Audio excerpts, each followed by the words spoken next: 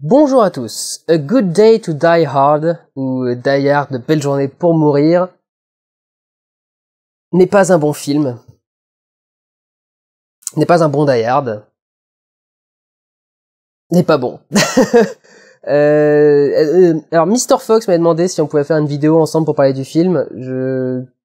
Il est un peu tard, j'ai beaucoup de trucs à rattraper et je veux pas être trop en retard sur Die Hard non plus.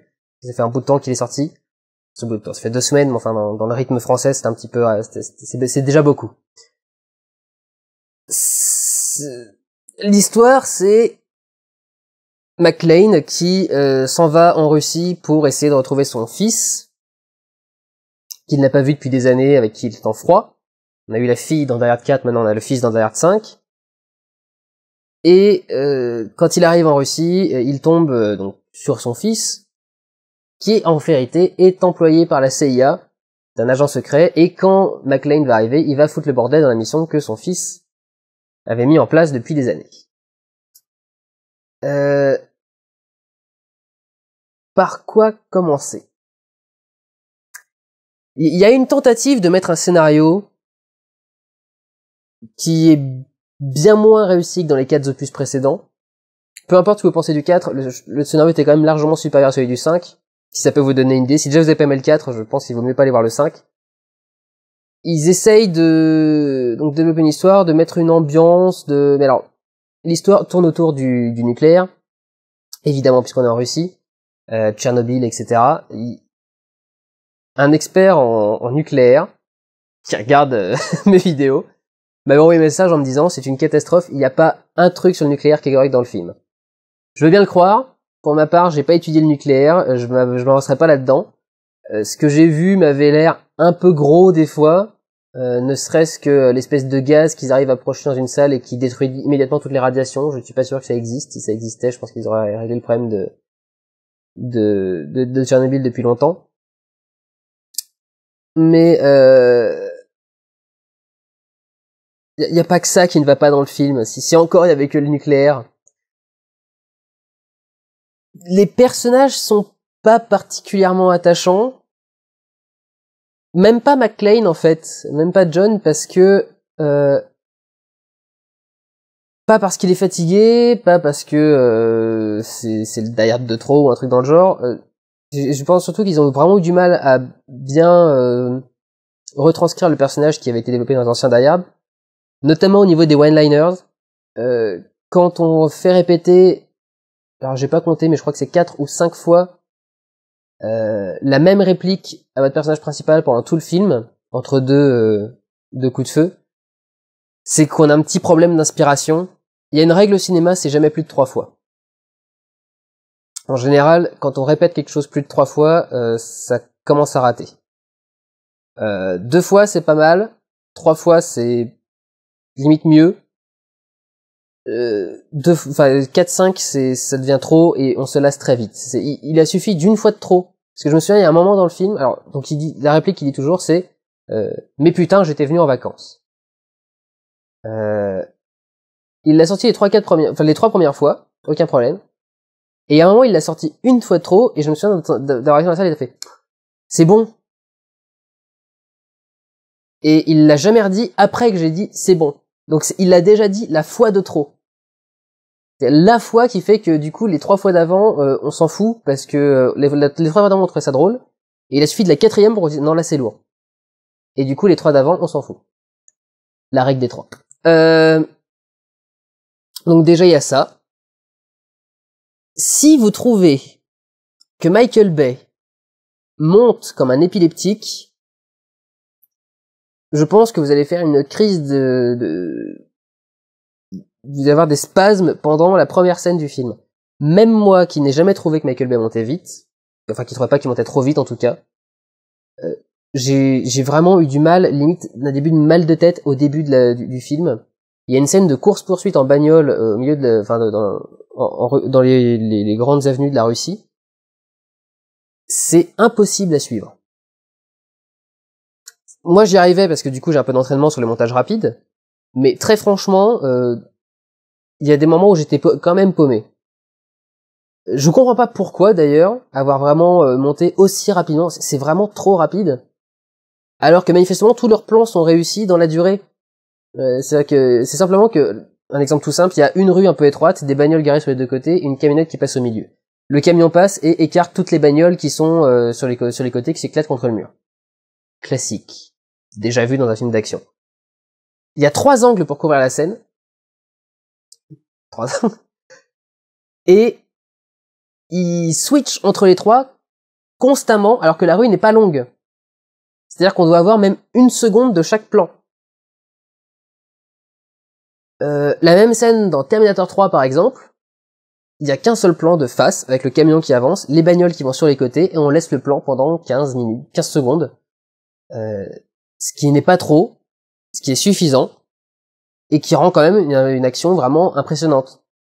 Quand on a un plan de face, un plan du côté gauche de la rue, un plan du côté gauche de l'autre côté de la rue, au bout d'un moment, on switch tellement entre les caméras que on peut même pas apprécier quelle bagnole a été explosée ou non.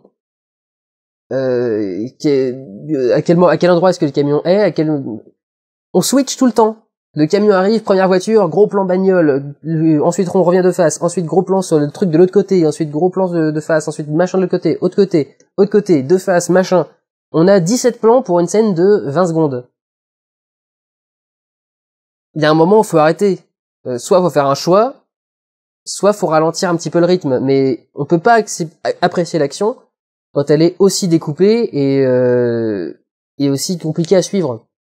Faire un montage rapide, ça aide à rendre une impression de puissance, de nervosité, mais quand c'est trop rapide, on comprend plus ce qui se passe, et donc en fait on perd tout l'effet qu'on essaie d'augmenter en montant vite. Et il y a un gros problème là-dessus, alors pas trop dans le reste du film, bizarrement, c'est vraiment cette scène-là qui m'a marqué à ce niveau-là, pour le reste pas trop.